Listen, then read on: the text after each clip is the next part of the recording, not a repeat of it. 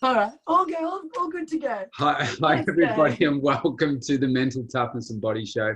My name is Rob Evans, and I'm your weight loss coach, health strategist, and internationally published author, helping take your life, your business, your body, your health, your mindset from where you are to being unstoppable. And I've got a wonderful guest with me here today, Liz Kalabakis. How are you, Liz?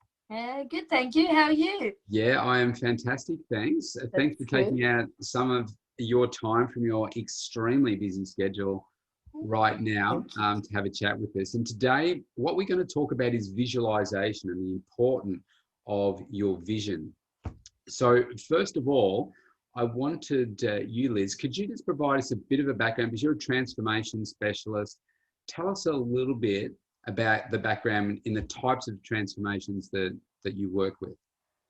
Okay, so a lot of I do work with a lot of mums, only because I actually identify with them and their problems and their schedules. So I understand when they actually say that they're busy, that they actually are busy.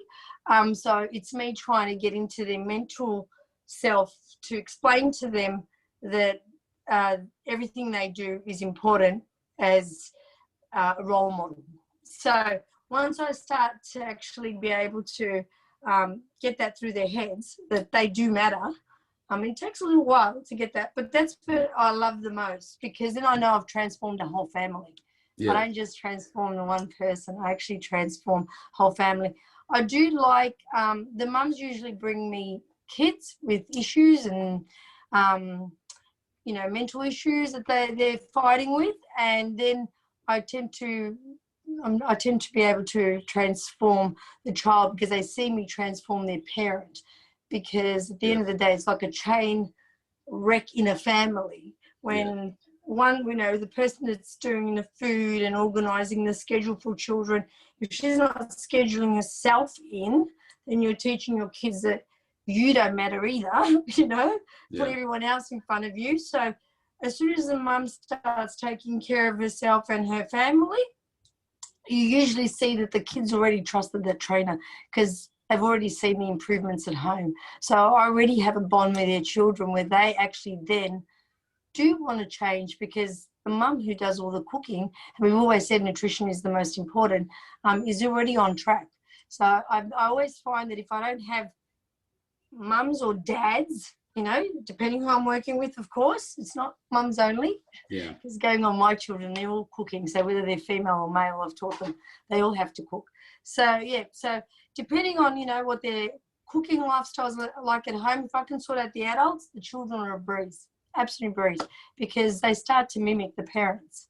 And you can see that the roller coaster of bad behaviour for the rest of their lives is gone, because they're going to learn nothing else but what their parents are now teaching them. So when they grow up, they'll teach that to their children. And, we've now got a healthier, like I always say, my mum was a size 22, so the Kalabakis family won't be size 22 anymore, because I changed my life. Yes. My kids know no better. This is their life. So they've got no excuse to having an unhealthy family. Mentally also, because it also plays with their mental role, the roller coaster of emotions. With eating bad food, you've got depression, the roller coasters are going down, they've got no energy to get up in the morning. So you've got the depression going on with children, they feel down, they don't know what they're feeling. But as soon as they start eating healthy, they've got more energy, they'll get up with a little bit of more, maybe I can do this. So I always say the parents are the first people you've got to hear. I've got a story about, it's a gorgeous story. It's a child that wasn't, going to school, and the principal, was picking up the child to take it to school. And eventually the principal herself introduced me to the mother and son. And I said to the principal, although I did go to the school to try to change all the kids' eating behaviours, it didn't help at all. Changing, because I couldn't get to the parent about that. She actually made this child's parent join my community. Now I was able to change her life, and he was changing with that too, because I was working on the mother, because I knew that's what I had to do, hone into the parents. Yeah, yeah, well said. So, so we've had children with depression. We've had mums, you know, that don't find themselves important enough. You know, people with just busy lifestyles not really knowing how to manage it. I love teaching them how you can manage. Yeah. You can do it. Yeah, I certainly see that as well. I mean, most of the leader of the household is a woman. I don't care what anyone says. The woman is the one that sets the tone of the house. The woman is the one that we pretend we're not. We pretend we're not. Helps get everything done and helps it run more smoothly. Tell me, in the context of talking about vision, how important do you feel that visualization in, you know, what people want is in a body transformation and health transformation? Because it's not just about you, it's about your inner health as well as your outer health. Okay. Look, for me, it's really, really important. You have to have a vision, but then I find that the people that don't have a goal, like there's no wedding coming up, or they're going to see some person in their past, you know, some bitch that, you know, might have teased them in their past, and they want to lose weight, you know, and they're thinking, well, an ex-husband, or we call them revenge bodies. There has to be a goal. There's a reason why. You're really evil, aren't you? I never would have thought of any of those things. Is that a woman's thinking? Is it? My goodness. Woman that you're going to bump into, you think, fuck you. Hey, this is a child-friendly show. I don't have a beep button or a 7-second delay here. Well, I can tell you, I've been dealing with women all my life, and I can tell you there's always a reason. And usually sometimes it's the mother-in-law's competing with the wedding, you know, who's going to look the best. Right, okay. You know, so we have those. But if I can hone into the reason, yes, that's all, mate. That's all I need, you know, because then I know I've got something, a carrot that I can dangle in front of them. But when they don't have a reason, that's my job, to give them a reason. So sometimes I basically have to visualize it for them. Like I have been known to go away with someone, and then I'll do their hair, makeup, and chuck them another top, you know, that they might look nicer in, and their hair done a little bit different that they would normally do. And then I do a little bit of a transformation, just a glimpse of what can happen. And I say to them something like, I can't wait, because I'm going to give you a tan. I'm going to take you to the hairdresser. We're going to go and get a body spray, of course, a makeup artist to be done. And we're going to have a professional photo shooter, you know, and I'm going to show you the angles. And I am going to blow your mind. So you actually visualize it for them. So there's a lot of people who have never seen themselves looking healthy, fit, functioning well. So if you can just give them a little bit of a glimpse, whether it's somebody else that's lending them their clothes while they're losing weight, and then they're thinking, I would normally not buy this size, let me try it, and it does fit. And you think, and that person starts thinking, oh, I'm looking. So sometimes you've got to, you know, give that visual to them, you know, by force. You know, you might be going to, because they can't necessarily see it for themselves. With all your clients, and you might say to that particular one, no, they can't. You might have to straw wearing. Oh, okay. Do you want to come over? I'll do your hair. Sometimes I've had to go that extreme, because that person's never seen themselves. You know, they've always hidden at the back of the room. So visualization and I can't visualize me doing that for my female clients, getting them to come over to do a tan and do their hair and makeup. No, I don't do a tan. I send them to a tan. So that's the last result at the end. I send them to go and get a tan, get their hair done, and we take a photo shoot at the end when they get to their goal. But I have to give them that little bit of a goal setting. So we call that like a carrot dangling, where they know there's a date. We're giving them a date now, which why Gala works. When, you know, the MP Gala Awards, they work for me wonders, because now we've got a date. We've got a photographer booked. They know I've paid for it. They know I've paid for their hair. They've paid for their makeup. Like, for me, it's already happened. Yeah. Let's not talk about photographers. Yeah. For them, it hasn't happened yet.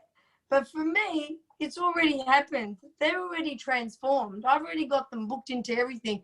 So get how I'm set a vision for themselves. Yeah. So, I think that's really, really great. Though one of the the things that I find with people is, so for instance, so I've got a lady that I'm working with right now, and she says her goal is the wedding, you know, and to lose weight by the wedding. I told you. But I've said to her, that's not big enough, because she's been overweight all her life. And because I see this with many brides, they focus on the wedding day and that's it. So they get, say, 3 months out and they haven't really changed too much, or they're nowhere near where they really wanted to be when they said they wanted to be. So they stop and they just say, oh, well, you know, I'm still going to have the wedding and whatever. But they haven't adjusted any of the lifestyle habits. They haven't adjusted. They may have been doing the training, but they haven't adjusted their food. They haven't really committed completely to it because they just want to look good for the day. And then at the end of that day, what happens? Well, they go off and they go on their honeymoon. They eat excessively, drink excessively, fall back into their old habits, or they haven't created new habits. And yeah, then they think about having kids and that kind of stuff. Like this lady, I said, so what's your goal after the wedding? She said, oh, we're going to have kids straight away, another child straight away. I'm like, man, you are not going to change at all here.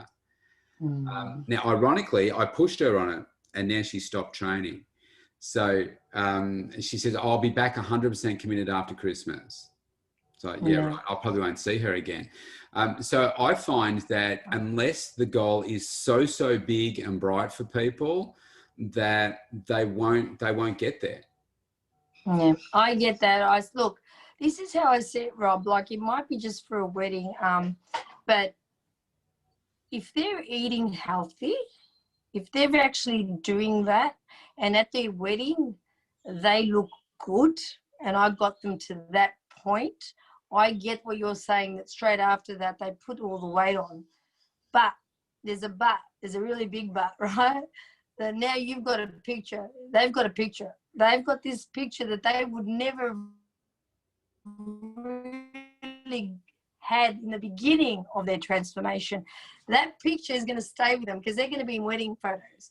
They're going to be looking amazing. And yeah, they'll chuck it back on if they're not going to think of the after, what's after that wedding day.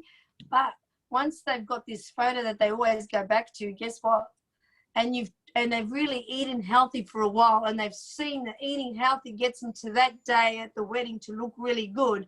They might chuck their weight back on, but I can guarantee you they'll start thinking about it once they've had their kids, and that, like, I remember that all it took is eating healthy. But if they do shakes, if they do easy diets, you know, light and easy, aside from the family, not eating with the whole family and stuff, I don't think that you never get back. You'll never get your weight off, because you can never go back to that once you've got children, because you're cooking for too many people. So when it comes to a wedding, sometimes I let them do it that way. I do actually let them eat healthy, drop off the weight, look good on their wedding photo, take that shoot, which they will look bloody amazing. And then all of a sudden, while they're putting back all their weight, they've got that picture to have a look at. And that's a vision. That's a vision they never had before. So at least now they've got a visualization. They've got something, like you said, visualizing it. So when they start visualizing, they start doing it, which what we teach, you and me, we teach to cook for a family. We don't teach to cook for yourself only. I think the key there is, so you said about, you know, eating well. It's about people understanding the links between, I like to call it, you know, like links in the chain. Like your food is one, your exercise is one, your sleep, your water, all that. They're all different links. Yeah, they're different links. Yeah. To get you to where you want to be. And often, takes years. Well, yeah, it can. Yeah. Often a lot of people, they just think the exercise will get them there. So like this particular lady, for instance, that's no way. That's her perspective. And I said, you've got to change your food. And I said, how are you going with your food? So training was okay. And she said, oh, no, pretty SH1T. And I said, okay, well, unless... oh, look at you. You don't even swear, aren't you, no, boy? That's when we got to the detailed discussion about what it means to have this greater vision. And some people just don't get it at that time because they're focused on other things. Like she's focused on investing $26,000 in a wedding reception, and making sure that that looks good and she's got the right dress and all that, and the honeymoon and all Oh, that. come on, Rob. That's me. That's me. I had 2 weddings that were about that much. But you know, she's not visualizing what she really like, that health transformation, that body transformation. Well, she's not thinking about health. She's thinking about body, but just thinking, if I work out, I will do that. And that's where I think she's failed to create a bigger vision beyond just the wedding. I understand what you're saying, but for her, I think she will fail to get to that great photo. She might feel better because she's doing exercises she wasn't doing before, but she's filling her body with crap still. That's right. So she's over-exercising. That's what she's doing. Well, she's under-eating. Yeah. Yeah, that's right. She's doing the calorie thing. You know what? I have a client that comes here and then she said, my daughter looks incredible at the moment. She's lost so much weight. You should see her, Liz. And I said, what is she doing? She goes, oh, she's doing this program, and you exercise in the morning, you exercise at night, and, you know, you eat this way, and obviously she's on deficit. And I said, and what happens when, isolation stops and we're not isolated and she has to go back to the office? How's she going to get her exercise in the morning and in the evening? And then, you know, all these things that she had to do, right? I said, what happens when she has kids, and what happens when life happens? Or let's say she gets injured and she can't do all that exercise. Yeah. How's her nutrition going to be able to help her then? And she's like, I've told her that, Liz. I said, okay, we'll just have to watch you go right back up, you know? But we get it. It's trying to educate them. It's really, really hard. Yeah. Age matters too. Trying to say to someone that's older, you know, that you actually need to do something a bit more than someone that's younger because they're moving around less. They're sitting around more. They're retired. Yeah. There's a lot of factors in weight loss. Oh, there is. There is. People think that it's, well, I mean, I'll tell you, when I interviewed Gillian Michaels like a week or so ago, and she said, I won't use the language that she uses, but she says it's pretty simple. Oh, you can. You eat, what'd she say? Oh gosh, now I've messed it up. Where we were having a discussion about it. I think she said, eat less, move more, and don't hang out with a-holes. I said, yeah, that's pretty good. That's pretty accurate. Eat less. I reckon we eat pretty well, though. I don't eat less. I eat well. I eat an enormous number. Enormous amount of food. I eat enormous number. I don't eat generalization. Like, you know, it's a generalization. Eat more of the great things, not, you know. Yeah, deficit. I don't go on deficit because then you feel shit. So you're not going to feel the way you want to look. Do you know what I mean? If you eat less, you're not going to feel that good. You actually have to eat more of good stuff. Yeah, that's right. That's right. Yeah, that's so tell me, why do you think, like, if you look globally, or in the US, here in Australia, like the US, 71.6% overweight or obese. Here it's about 67%. Why do you think people fail to create a vision for themselves when it comes to their health and fitness? Why do I feel that? Okay. I think most people don't finish what they start. Like, everybody always just starts new things. I don't know why that is. Everyone just always starts something, but it's like, you know, going to uni, you know, you visualize that certificate at the end, and you pay big bucks for it, $80,000 sometimes, and there's a visualization there. I think that there's more people don't finish what they start.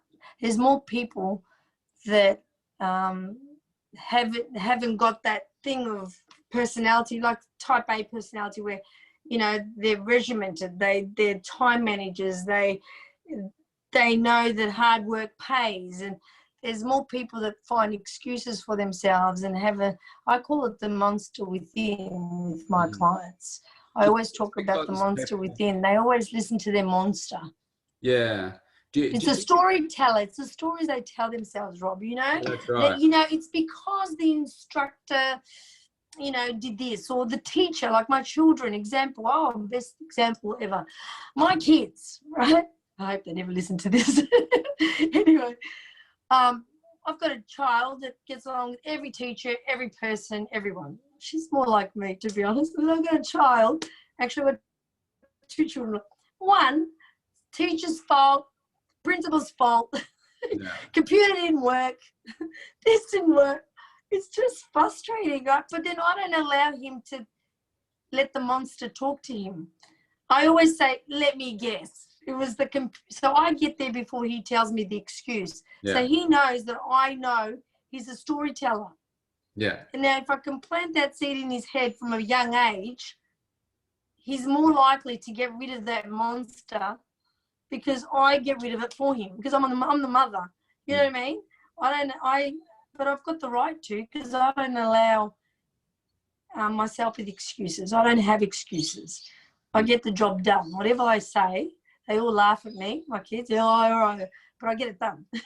So they can't use me as, yeah, right, look at you. So they can't say that to me. So I'm a pretty good person to be able to say, it's the stories you're telling yourself, love. Is it working for you? What's the outcome? So I'm getting to understand what he's doing to himself.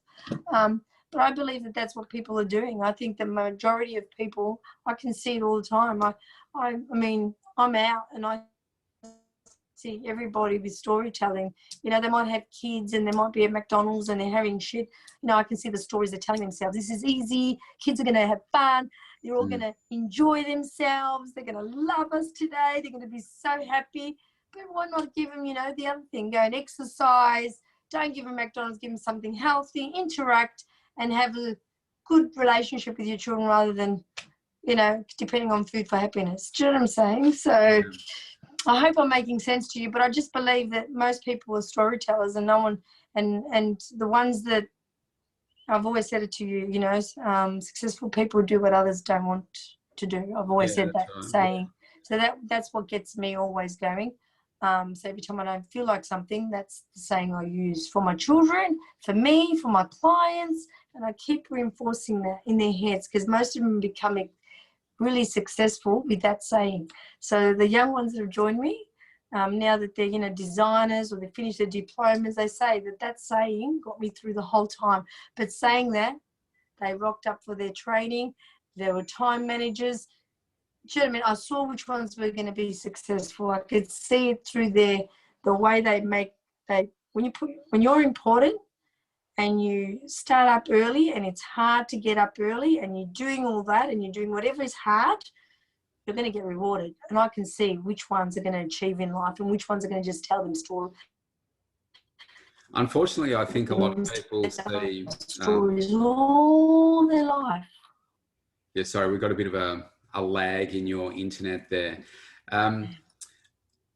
What I see is I think people think that whatever it is that they want is going to be really easy. So like the stories that people tell themselves, like right through life, whether it's schoolwork from child's age, uni work, whether it's a body transformation. All I need to do is work out for a bit and then that will be okay because I saw this thing where this person lost, X number of kilos in this amount of time. So I'm going to do that as well. Whether it's business and, I'm just going to do this because I saw this ad on YouTube and they just sit at home in their undies, doing this stuff. So I'm going to make $10,000 a day doing that as well, without realizing exactly what needs to go into it. So I'm just conscious of your time here too, Liz. If I can say, sorry, Rob, just interrupt you. I heard something was really good the other day. It was basically, who do you look up to? And you need to look up to yourself. Mm-hmm. So basically, every 5 years when someone asks me, who are you looking up to? I always say myself because I really like the growth I'm going every 5 years. It might not be as fast as I want to, but it's doing it. And there's always setbacks. That's what I mean. You always think you're going to get there a little bit faster than where you want to, but I'm getting there. I'm nowhere close to where I was last year, nowhere close to where I was the year before. Do you know what I mean? As long as I'm climbing up in some way, I'm feeling good, I'm feeling more functional, I'm having better eating habits, I'm Do you know what I'm saying? So, yeah, look up to yourself. Every 10 years, look into, say, yeah, look up to myself. Well, that is if you keep on growing, though, isn't it? Because you'd be going the other way and you don't really want to look up to that person, but you want to, I think, always aspire to be that greater version of yourself, don't you? Which is what you're doing. Yeah, that's right. Always. So I want to run a couple of scenarios by you. Okay, some situations where I want you to put yourself, you're the person that's doing the training. You're the person that's in this position, okay? Oh, so I'm the person doing the training. Okay. Yeah. You're on the transformation journey. And so because you've had the benefit of you do so many transformations of people. So I want you to think in the context of, okay, how do you tap into your vision at these particular scenarios that I'm going to give you? Okay. So you've got a vision of what it is. This means I need concentration, yeah. That's right. I'm going to really put you on I the need to spot concentrate, here. Okay. Okay. So I'll start off easy. So you're starting on a weight loss journey. Okay. Let's say you've got to lose, you want to lose 10 kilos. Okay. How do you tap into that vision? For me, I would actually book myself.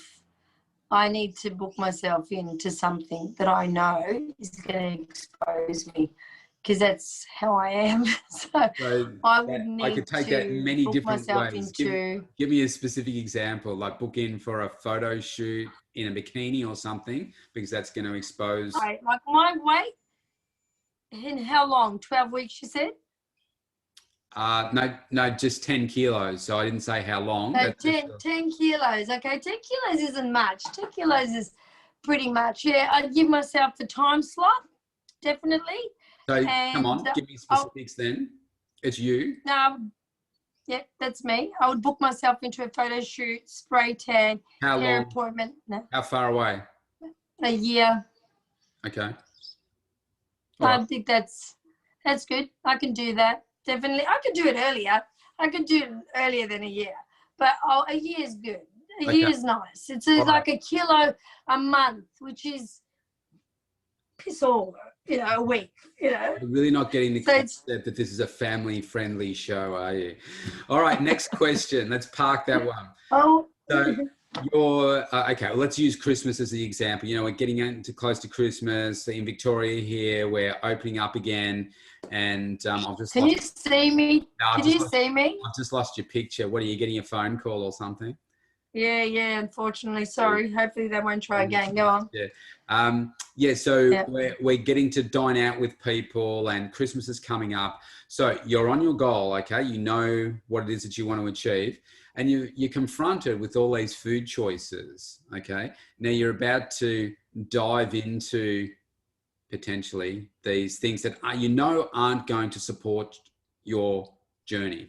So in that moment, what do you say to yourself? How do you tap into that vision to stop doing that?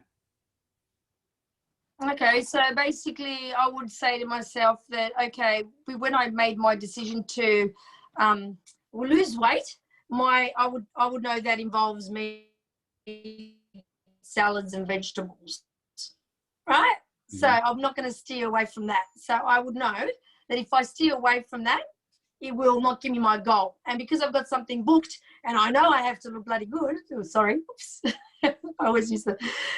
I know that would make me not go there. And I do know that if I have a taste of something that I have got an addiction to, which is carby, I've got an addiction to carbs. I really like, we all love, if I have nuts, I can't just have 10 nuts. I have to have the whole packet. So I know what I need to steer away from, because if I have a taste, I'm like a drug addict to it, because don't forget, in my past, I used to be able to eat that and train it off, and Tim Tams and whatever. So because I know that about myself, I would make sure I wouldn't have a taste, because a taste doesn't cut it for me. I need the whole thing. Yeah. That's who I am. I'm all that or nothing at all. So I know that about my personality. So I'm not going to have a taste just to see. Why would I tease myself? And the other one is, you know how people say, have a taste of this. You'll love it. You're going to die. Well, why would I do that to myself? I mean, what? So I can crave for an extra chocolate that I've never tasted before? I've got my cravings anyway for my Tim Tams and my other stuff that I used to in gay times that I haven't had for years. Yeah. I don't need new cravings. Yeah. So whenever someone says to me, have a taste, you're going to die, I say, look, I don't need a new craving. Yeah, but thanks anyway. Yeah. Thanks anyway. There you go. All right, nice. Now, I need a bit of an explanation for those watching in other countries over the other side of the world what a Tim Tam is. A Tim Tam is like a chocolate coat. I think they're invented in Australia. They're like 2 layers of chocolate biscuit with chocolate in between and coated in more chocolate. Yeah. And they're about I remember having those. I used to have the whole packet. I think there's 12 in a packet. Honestly, I did. And then I used to go on a bike and ride and ride and ride and ride. That's like your whole day's calories in that packet of Tim Tams. All right, next case. You're lying in bed and you know you've got to get up and go do your exercise, but this is the only time that you've got to exercise through the day, but you're not motivated. You just want to roll over and go back to sleep. How do you tap into that vision to get your butt moving?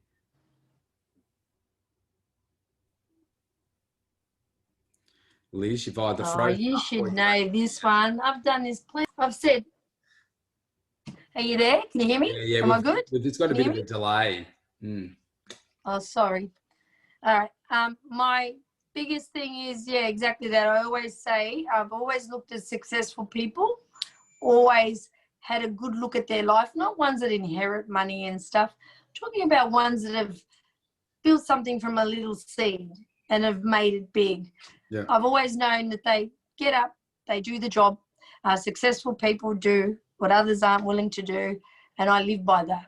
So every time I can't be bothered getting up in the morning, I get bothered because I know other people wouldn't be bothered, so that's going to make the difference in my life. And that's with absolutely everything, whether it goes to budgeting, whether it goes to, you know, I always go by that mantra, like, you know, just remember successful people do what others. So when I'm up at 10 o'clock and I'm still working sometimes when I haven't got the work balance, I know I haven't really made it yet. I'm working towards that, so I need to be working.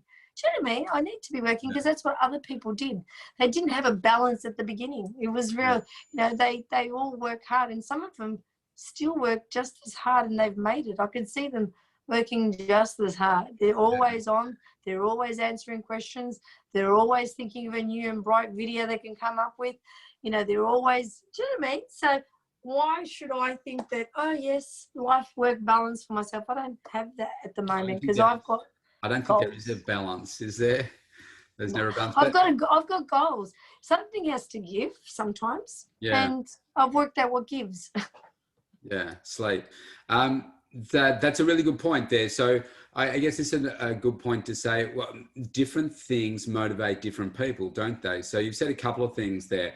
The first one is, you know, that vision of, well, first one is committing into booking in to something. Yeah. And then within that, I guess there's that visual that you have of what I'm going to look like at that time. Your mantra that you have, like those words, that also drives you as well.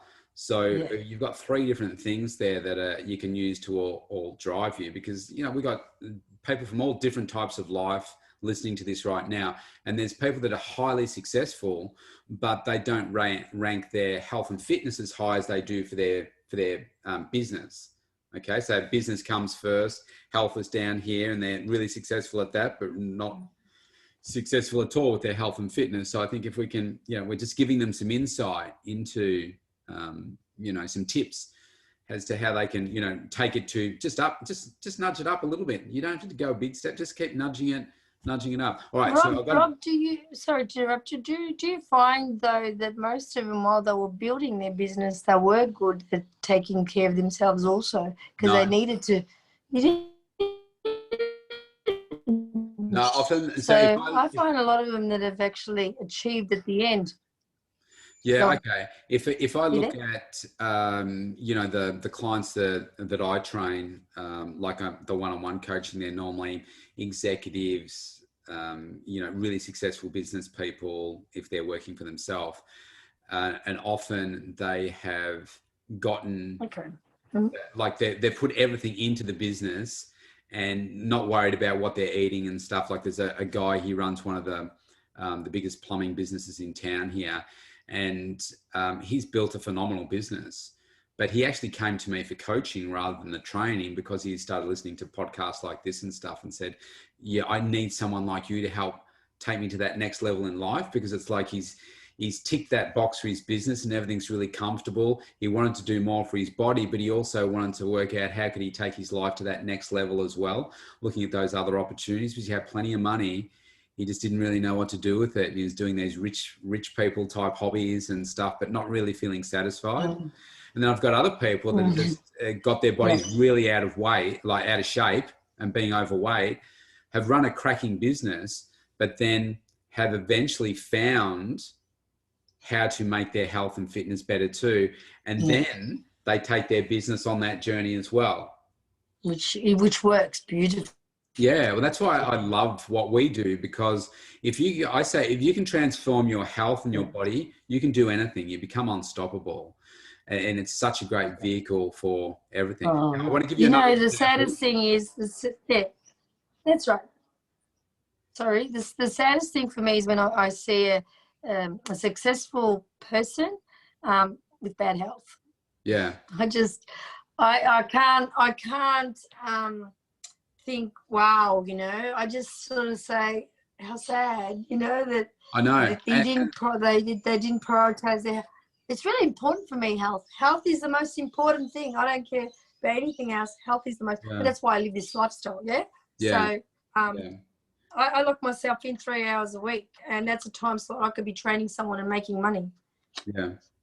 But I don't want to. I want to train myself because that's important. I know Yeah. that's. Which is what I'm about to do after we finish recording here, treating myself. See, I've already done it. I've already done it. All right, so I'll give you the last one, but I'm just really conscious of the time. So I work with a number of clients that probably need to lose 100 kilos or more. So overseas, that 200 pounds plus. One of the big struggles can be each day, man, focusing on that big number. I've got to lose 200. It's too hard. It's whatever. So what is your advice for somebody that's on a really big transformation goal? It might take a year. It might take 2 years. It might take 3 years. How do you get them to tap into that vision? Well, what you can do is just grab another 25 kilos of dumbbells, get them to walk down the street with that, and let them know that if they can't see themselves, you know, doing something right now, that the way they come back to you after they've walked up the street with an extra 25 or 30 kilos on their back is going to be how they're going to be living, like from the minute they wake up. So I sort of visualize for them what they're going to be coping with if they don't do something right now, because as they get older they lose muscle. As they lose muscle, it actually gets harder. As they get older and they lose muscle, they put on more weight, so they need to feel. So maybe getting them to actually feel what 25 kilos more will feel like, and then, you know, every time they lose 10 kilos, make them lift that 10 kilos, walk up and down the street and say, that's what you lost, that feeling that you just felt right now. That's your body relieved of 10 kilos. So they can actually feel the relief that they're feeling. And mind you, you know, also bringing up the knees, the hips, the joints, the functional pain. Everything, you know, just the functional part, and those things also, you know. But again, you know, they have to feel full. They have to keep eating a lot. They can't just eat less, and, you know, they have to, because they've obviously been eating a lot for a long time, unless it's medication that's there. But either which way, that's how I visualize for them, because they can't see it. So I make them see it. And mind you, you know, once I've done a lot of once you've had a lot of transformations behind you, they just look on the board when they're training. They look at other people that look like them. Yeah, It makes a difference. that's what I find. Yeah. Yeah, but I don't shock them. I won't book them in for a transformation and say, okay, I'm booking in for the next 12 months. You're going to have a picture.